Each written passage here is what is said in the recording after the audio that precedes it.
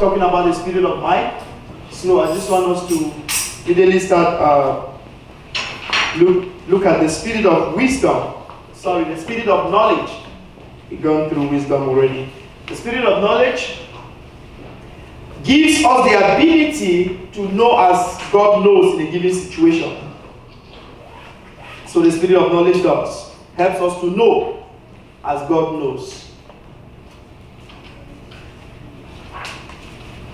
Not just helping us to know as God knows, but also helping us to have the knowledge of God. Hallelujah. Amen.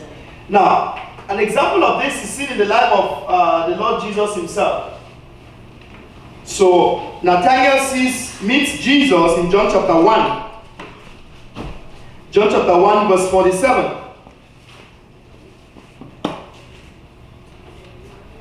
Okay. Jesus saw Nathanael coming to him and said of him, "Behold, an Israelite indeed, in whom is no guile." Verse 48. Nathanael said unto him, "Whence knowest thou me?" Jesus answered and said unto him, "Before that Philip called thee, when thou wast under the fig tree, I saw thee." This was the operation of the spirit of knowledge. He had physically not met Nathanael. That's why Nathanael was wondering, "Where did you know me? How come you can pronounce me as an Israelite that has no guile, when you have never met you before?" Then Jesus said, "Well, before Philip even talked to you yesterday, I saw you sitting under the tree." So this was the operation of the spirit of knowledge. To have a knowing that is beyond natural knowledge, that can only come from God. Okay. And you see Jesus again, you read this so many times in the Gospels, where the Bible always talks about how he knew their hearts. He knew the thoughts of their hearts. An example of that we can read in Matthew 12 verse 25. I just want to read that one example, but there are many other examples where people will be discussing, but he's not there, but the Bible will record that he knew what they were saying, even though he was not there. He knew what they were thinking in their hearts. He will be talking, and the people will be thinking things in their hearts, but he will know. That's the operation of the spirit of knowledge. Matthew chapter 12, verse. Let me just read from verse 22. To just give a little bit of context, then I end with verse 25. Then was brought unto him one possessed with a devil, blind and dumb, and he healed him, insomuch that the blind and dumb both spake and saw. And all the people were amazed and said, "Is not this the son of David?" But when the Pharisees heard it, they said, "This fellow does not cast out devils, but by Beelzebub, the prince of the devils." Verse 25. This is our focus. And Jesus knew their thoughts. See that? Jesus knew their thoughts.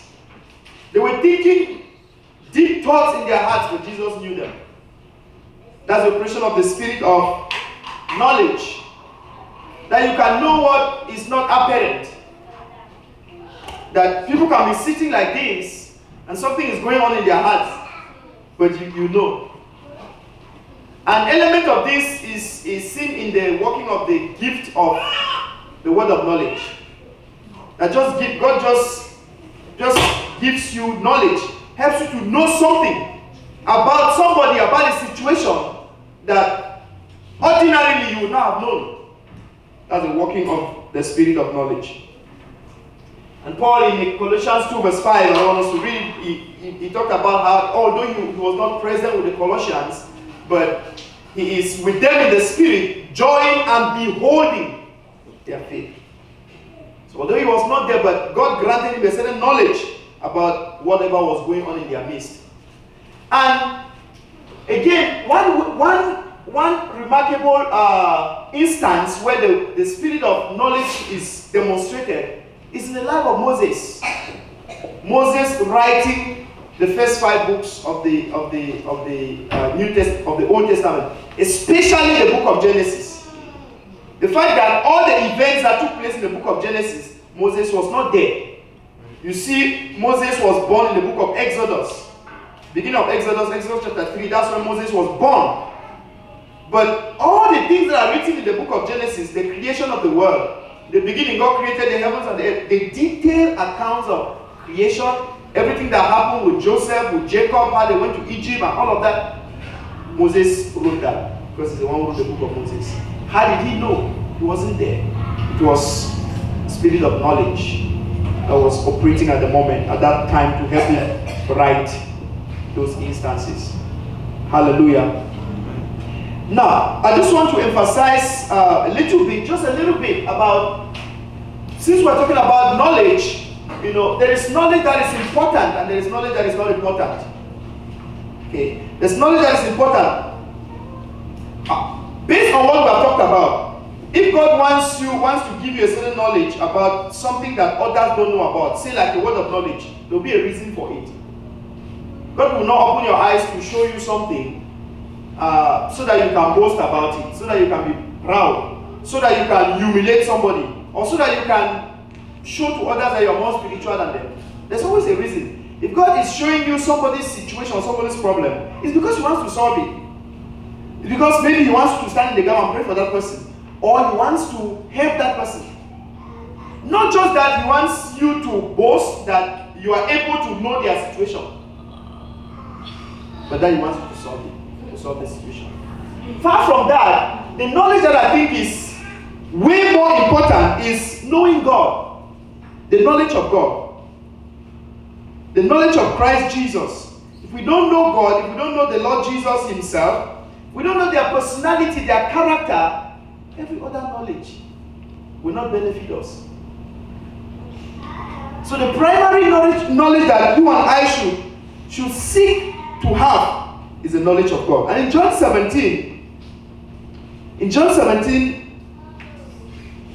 this chapter is communicating to us the prayer that Jesus prayed to the Father before He went to the cross to die for our sins. In John 17, verse 3, or let me read from verse 2. As thou hast given Him power over all flesh, this is Jesus speaking, that He should give eternal life to as many as thou hast given Him. And this is eternal life, this is life eternal, that they might know Thee, the only true God, and Jesus Christ, whom Thou hast sent. This is eternal life, that they might know Thee, the Father, and they might know Jesus Christ, whom Thou hast sent. So for us to have eternal life is knowing God, knowing Jesus. Without knowing God, without knowing Jesus, we are not living in eternal life. We are not appropriating that eternal life. He said, the thief comes to steal, John 10 verse 10, to kill and to destroy, but I have come that they may have life. That's eternal life. And have it more abundantly. And that eternal life comes through knowing God. Comes through knowing Christ. As we read the Word of God will teach us. We know God primarily through the Scriptures. Because you can see that I put there that one other knowledge that we need is the knowledge of the Word of God. Knowledge of the Word of God helps us to know God. There is no way we can know God outside the Scripture. The personality of God, the character of God, the attributes of God, everything about God is communicated to us in the Scriptures. So the more we know God's Word, the more we know Him. The more we know Christ. Jesus Himself said that Scripture testify of me. Let me read Ephesians 1:17. I'm not going to read all those scriptures. I just put them there that those who are writing down scriptures can write them down and then maybe get to read some of them at home. Let me read Ephesians 1:17. This is Paul praying for the Ephesian Christians. And he prays for them that the God of our Lord Jesus Christ, the Father of glory, may give unto you the spirit of wisdom, we have talked about this, and revelation in the knowledge of Him. So you see, even when he's asking God to give the Ephesians the spirit of wisdom, the spirit of revelation, it is to be in the knowledge of Him. It is to be in the knowledge of God. The spirit of wisdom and the spirit of revelation is not for anything else is so that we can know him. That's the purpose. In the knowledge of God, the knowledge of him. Paul himself prayed in Philippians 3 verse 10, that I may know him. Even after his encounter with Christ on his way to Damascus, seeing him face to face, even after receiving the Holy Spirit and doing all kinds of miracles, preaching the gospel to different places, Paul still prayed that I may know him. Because God is so vast, God is so deep, that we cannot know him in an instant. Our knowledge of God progresses. At that stage of his life, Paul still knew that he had not known him fully. That I may know him. And I pray that it will be our desire that as we fellowship day in, day out, as we come to fellowship, one desire that will be in our hearts is to know God.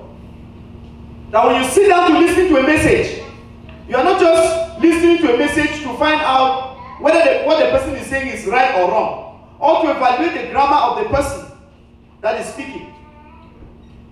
But you are listening to a message with the purpose of knowing God. That through this word that is being ministered, I will go higher in my knowledge of God. I will know God in one more way. I will know Christ in one more way. That is the only way that we'll have eternal life, is by knowing him. One more thing I want to say about the knowledge of God. 2 Peter chapter 1. Many people are looking for peace. Many people are looking for joy everywhere in the world today. But the scripture tells us this comes through the knowledge of God. Comes through the knowledge of God. 2 Peter chapter 1 verse 3. According as his divine power had given unto us all things that pertain unto life and godliness, through the knowledge of him. Through the knowledge of him. Let me read from verse 2, sorry. Verse 2 says, grace and peace be multiplied unto you through the knowledge of God and of our Lord Jesus Christ. See that? Grace and peace is multiplied through the knowledge of God and our Lord Jesus Christ. So the more we know God, the more we know Christ, the more his grace is multiplied in our lives. The more his divine ability to do the impossible is multiplied in our lives. The more the divine ability to live above sin. You know, the Bible says, sin shall not have dominion over you. Romans 6 verse 14. Because you are not under the law, but under grace. That means it is grace that empowers us to live above sin. And in this scripture, it's telling us that grace is multiplied to us when we know him, when we know God, when we know the Lord Jesus. That means the ability to overcome sin is multiplied in our lives. So that means that the more we know God, the more we know the Lord Jesus, the higher we rise above sin. The higher we rise above temptation. The temptation will come. But the knowledge of God fortifies us with grace to always overcome sin. And peace. Peace is also multiplied to us. Peace is something that the world is looking for today. They don't have it. Jesus says, my peace in John 14. My peace I give unto you, not as the world giveth, give I unto you. The peace that the world has is peace that follows possessions. That it is when you have money, then you are happy. It is when you have a new job, then you are happy. But that is not the peace that comes from God. The peace that comes from God manifests even in the midst of storms, in the midst of difficulties, in the midst of the most challenging circumstances. You will be at peace. You will be at peace. Isaiah 26 verse 3, the Bible says that he causes those whose minds are stayed on him to dwell in peace. Those who have focused their minds on him, he keeps them in peace. Thou will keep them in perfect peace, whose hearts, whose minds are stayed on thee. If we want peace today in a troubled and a world that is full of torments, uncertainty, it's in knowing God. It's in knowing the Lord Jesus. that peace is multiplied in our lives. And it says that, verse 3 says that, according as his divine power had given unto us all things that pertain to life and godliness, through the knowledge of him. So all things that pertain to life and godliness, we appropriate in them through the knowledge of God. And the more we know him, the more we know him, the more we know the word of God, the more we know him, the more we access his inheritance. You can see here that one of the things that we are supposed to know is his inheritance. That's in Ephesians chapter 1. If you read it, you see that he was praying for them that they should also know the inheritance, God's inheritance for the saints. What is it that God has what inheritance has God ordained for the saints, for those who come into Christ Jesus? That inheritance is also in the Word. It's in the Word of God. Because if you read Acts 20, all of these are interconnected. You read Acts 20, verse 32. It tells us, and now, brethren, I commend you to God and to the word of his grace. What is it able to do? What is that word able to do? Which is able to build you up and to give you an inheritance among all them which are sanctified. I commend you to God and to the word of his grace, which is able to do two things: to build you up, so that you can be strong, to build you up, and to give you an inheritance among them that are sanctified. That means if you neglect the word of God, the inheritance that God has purposed for those who are sanctified, you will miss it. Not because God has not given it, but because you are ignorant of it. So I put there that one knowledge that we need to seek, you and I, is the knowledge of the word of God, the knowledge of the truth. The knowledge of the truth, especially in these times where we are living, when there is a lot of falsehood being proliferated all over Christian circles. We need the knowledge of the truth. Jesus, speaking to his disciples in John chapter 8, the Bible says he spoke to those Jews who believed on him. So he was saying this not to unbelievers, he was saying this to the Jews who believed on him. He says, if you continue in my word, you are my disciples indeed. I have often wondered, why was the word indeed added there? Why was the word indeed added there? John chapter 8, verse 30. And he spake these words, as he spake these words, many believed on him. Now, listen to what he said to them. Then said Jesus to those Jews who believed, so he was talking to people who have already believed, who believed on him. If you continue in my word. Brothers, how can you continue in his word when you don't know it? How can you continue in it if you are ignorant of his word? You must know it to continue in it. If you continue in my word, then are ye my disciples indeed. We are his disciples indeed when we continue in his word. Acts chapter 2 writes about the early Christians, how that they continue steadfastly in the apostles' doctrine, the teaching of the apostles. In other words, they continue steadfastly in the word of God. They also mentioned the breaking of bread and prayer, fellowship, 4 things. But they continue in the word of God. It says, it is when you continue in the word of God, then you are my disciples indeed. Now, without the word of God, without giving attention to the word of God, without continuing, you cannot know God.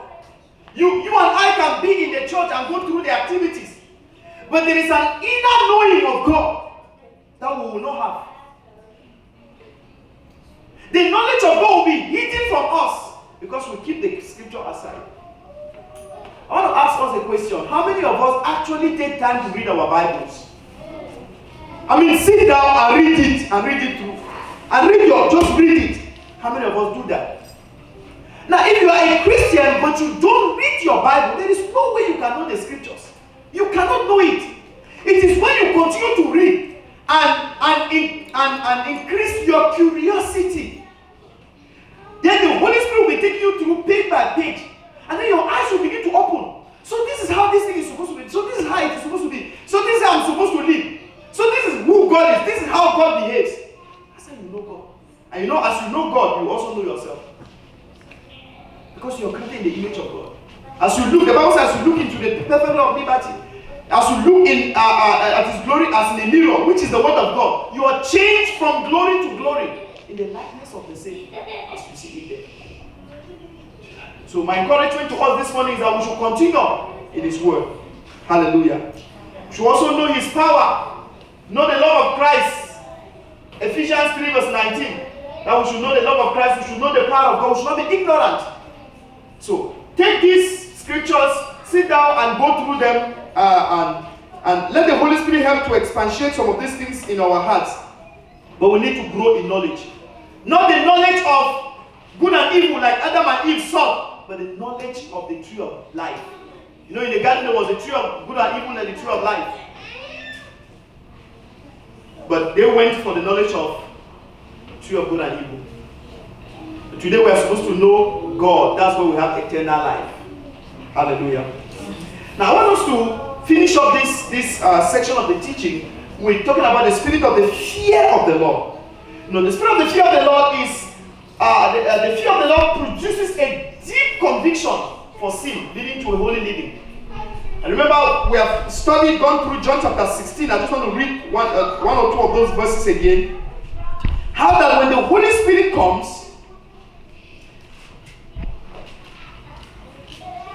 John chapter 16 from verse 7. Nevertheless, I tell you the truth. It is expedient for you that I go away. For if I go not away, the Comforter will not come unto you. But if I depart, I will send him unto you. And when he is come, he will reprove or convict, the world of sin and of righteousness and of judgment. Of sin because they believe not on me. Of righteousness because I go unto my Father, and he see me no more. And of judgment because the prince of this world is judged. So, one of the primary things that the Holy Spirit does is to help us to live a holy life. And helping you to live a holy life starts from convicting you of sin. The Holy Spirit does not convict you of sin. There's no way you can repent from it. You continue in it without realizing that there's anything wrong. It's a conviction of the Holy Spirit. And so primarily the Spirit, the seven spirits of the Lord that is in charge of this is the spirit of the fear of the Lord. The spirit of the fear of the Lord. Let me tell you something. When the spirit of the fear of the Lord is in a church, there will be holy living. People will come into that church and they will be afraid. They will be gripped. Something will grip them. When they are living in sin and they come into the church, they will be gripped. Because the atmosphere does not tolerate sin. It's not that somebody is saying something. But the spirit of the fear of the Lord is in that place. It's in that place. So they come there and they are gripped. That explains why somebody can go to church and weeps and cries over their sin. But you know that sometimes somebody goes to church and cries over their sin, but they go home and they still live in sin. The question is, why were they so touched? Why were they so touched when they were in church? Because of the spirit of the fear of the Lord. And I pray in my heart, and I ask that you join me to pray in your heart too, that the Lord will release upon this church the spirit of the fear of the Lord. You know something?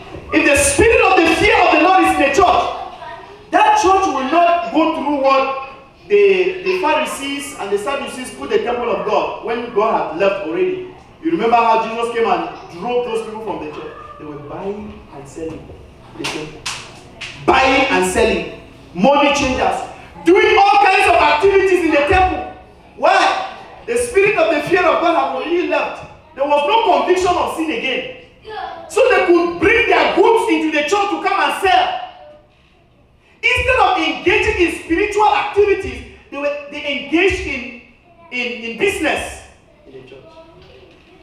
Because the spirit of the fear of the Lord had left. And that explains to me why I can see churches today who are big churches, who who have popular men of God, popular pastors preaching in those churches. But all that goes on there is business, it's money making. People are still living in sin, and they come and sit and rejoice and shout over what the man of God is preaching. But they still live in sin. You never see anybody weeping or crying for their sin and asking God for mercy, asking God for forgiveness. Why? The spirit of the fear of the Lord is absent in those churches. So there is no conviction. They cannot be convicted. And you know the Bible says, see, my people have forsaken me, and they have committed to evils, forsaken me, and hewn for themselves broken systems that cannot hold water.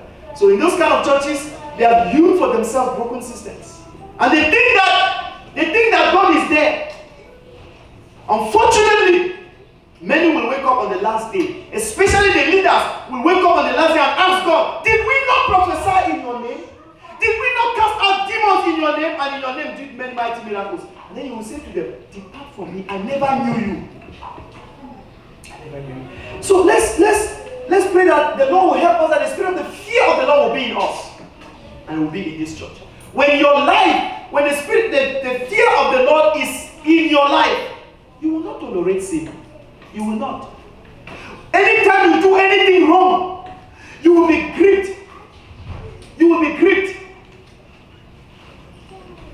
You will be gripped. You cannot stay with, you cannot wave off conviction, because it will be strong on your life. Hallelujah. And the fear of the Lord is also seen in, God making, like you read in some of these scriptures, how he said the fear of the Lord was upon the people, and they did not raise their hands against the children of Israel. They became afraid of the people of God to do them any harm, because the fear of the Lord was upon them. And that fear of the Lord upon them was not the fear of the Lord to not commit sin, but that the fear of God's judgment, the fear of the fact that these people are God's people, and we should not tamper with them. And in that verses you read, it's saying the terror of the Lord will be upon them. Let's just read one example of that. Joshua chapter 5 verse 1. Just that one example, then I finish what I want to finish. Joshua chapter 5 verse 1.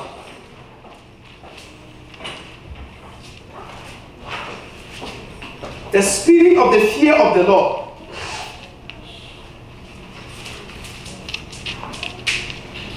And it came to pass, Joshua 5 verse 1. And it came to pass, when all the kings of the Amorites, which were on the side of Jordan, westward, and all the kings of the Canaanites, which were by the sea, heard that the Lord had dried up the waters of Jordan from before the children of Israel, until we were passed over, that their heart melted. See, their heart melted. Neither was there any spirit left in them anymore, because of the children of Israel. So they became afraid. There is a fear that gripped them about the children of Israel. That is the fear of God and his judgment.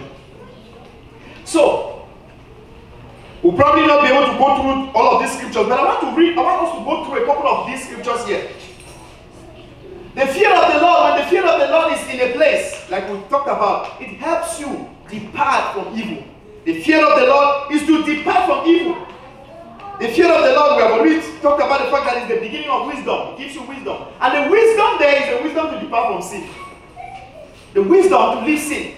Because once the fear of God is present, you will depart from evil. Hallelujah. He said to depart from evil, to depart from sin. This is wisdom. Fear of the Lord helps us to depart from sin. Let's read one of those scriptures. Let's see. Proverbs 16.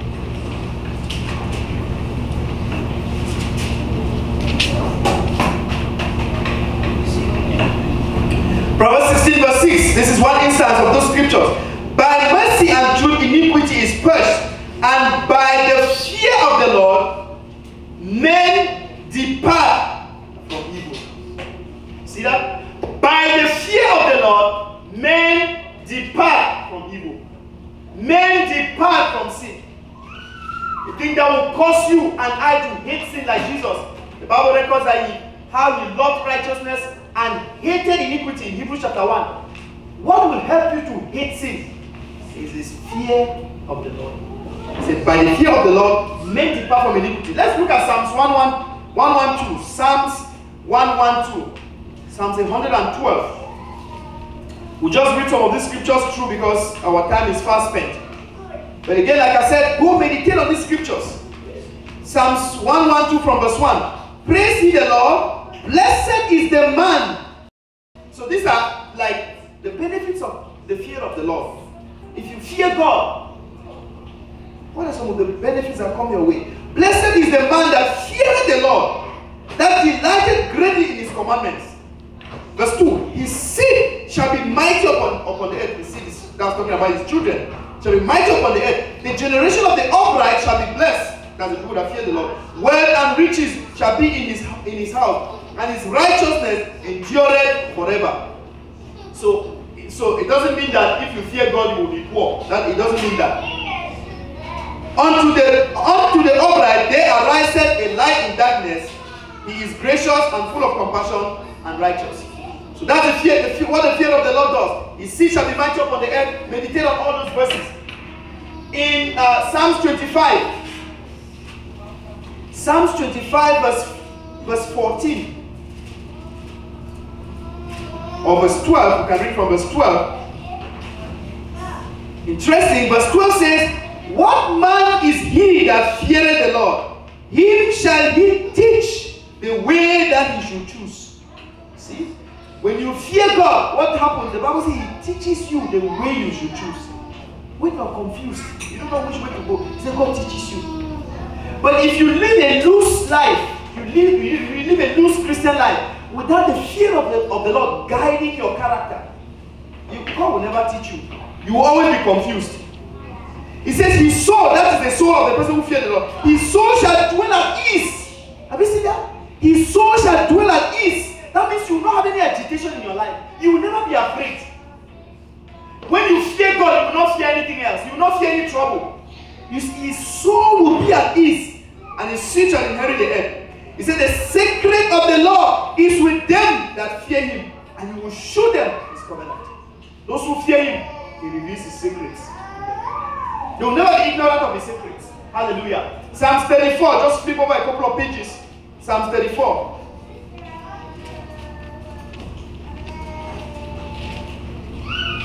Verse 9 and 10. Oh, it's like the psalmist is pleading with us. Oh, fear the Lord, ye his saints. For there is no want to them that fear him. That means in all your dealings, deal with the fear of the Lord guiding you. Sometimes you may think that if I don't do it like this, I will not have, I will lack. But this is what the scripture is saying. It said when you fear God, even when it looks like you lose, when you act guided by the fear of the Lord, he says you will have no want. If the word of God is true, then it's true. The young lions do lack and suffer hunger. He says, but they that seek the Lord shall not want any good thing. Actually, what that scripture means is the people who fear the Lord. Because of the context. Those who fear you cannot seek him without the fear of God in your life. You can seek him. What are you seeking him for? It says when you do that, you will not lack. Even the young lions. Why does he use the young lions? Because ordinarily, lions are very strong. They will never lack prey. They will always have prey. The Bible says even the strongest animal like a lion can lack. But these people who fear God, who seek him, they will not lack. Hallelujah. They will not lack. Proverbs chapter 10. Let me round up with this. Yes. So how come sometimes you see believers who are really serious? Well, there's a place in the sufferings that we go through, right? Some of the last couple of books we'll be talking about how that as a believer, sometimes you can suffer. Actually, we read Philippians chapter 1, I think verse 29, that says, it is given to us not only to believe in him, but to also suffer for him. So we are not saying that if you are fearing God, if you believe in God, you will never suffer, or you will never go without difficulties. No, you have difficulties, you have persecution. But the truth of the matter is that in the midst of all of that, God will be with you. You see, like the verse we read, that you will be at ease. There's another verse in Psalm that says that in the time of famine, you will not lack. You have plenty. Yes. I think that scripture actually means that you come to a place where you are contented. Yeah. You come to a place where whether you don't have it, you are contented. You are still happy. Yeah. Yeah. So that is the way it says you don't lack. Hallelujah. Praise God. So the fact that you fear God doesn't mean that you will not have difficulties. You will have difficulties, in fact, plenty, when you fear God. Proverbs. Let's look at the book of Proverbs.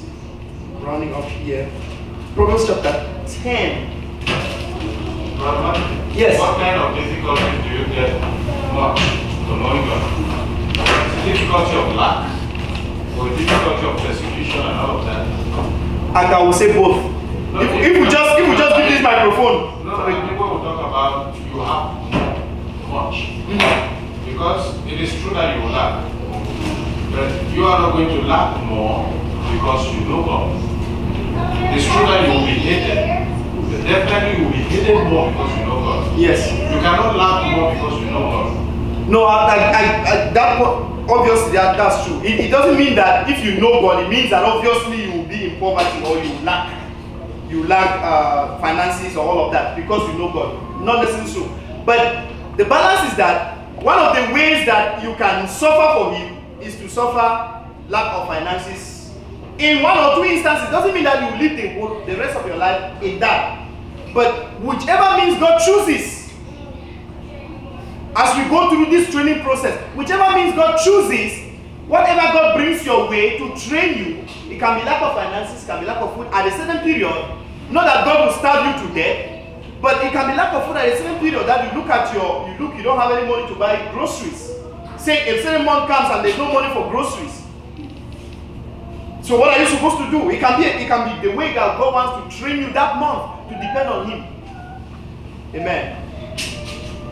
Well, it's not just that. It's like Peter and John and them praise God because they counted Him worthy to be persecuted for Jesus. Yes. That's what it means. I mean, it's not that the fear of God will enter in. Well, there's some people out there that think they're doing God's will, and they're not here. So when you thank God that thank Jesus that you are worthy to be treated that way, that takes a lot of. Amen. That takes no position. Hallelujah. So you and I should go write down these scriptures, these couple of scriptures that we have not read, write them down and go back and look at them again, meditate on them as we continue to fellowship with Him. Amen. But the underlying thing is that God is the one in control. God is in charge. As long as your heart is right with Him, that you have committed yourself to Him, that you want to fear Him, you want to live according to His principles. I tell you the truth, whatever comes your way, God will always make a way. God will make a way. And there's nothing that can come your way that God will not permit. Now, if absolutely from your heart you have surrendered your life to Him, you want to live according to His word, I can guarantee you there is nothing that will come your way that God did not permit. You can see a glaring example in the life of Job. And see, the Bible says he was a righteous man. Then the devil went to God to discuss with God, take permission before going to do anything in the life of Job. He said, how can I touch him? Have you not put a hedge around him? Do you think that God will put a hedge around Job in the Old Testament when Jesus had not even died? And then He will not put a hedge around you and me in the New Testament when we have the Holy Spirit living in us? It means we have something more than a hedge, because God is now living in us. The Colossians said that our lives are hid with Christ in God. So there's nothing that will come your way. If you are living according to His word, there's nothing that will come your way that God did not know about. And if God allowed it to come your way, one way or the other is to test you. Try your faith. Continue to instill the character of Christ in you. Hallelujah. Anything else before we pray? Alright, let's just thank the Lord this morning for His word, and then we ask that He will help us. First, we talked this morning about about the spirit of knowledge, the knowledge of the Lord, that He will help us to know Him. He will help us to know His word, to give attention to His word, to know Him. Because without His word, we cannot know Him. Let the Lord release upon our lives the spirit of the fear of the Lord. That even in the absence of human eyes, in the absence of others, we will still fear God. In our sacred and private lives, we will still fear God. Let's pray this morning.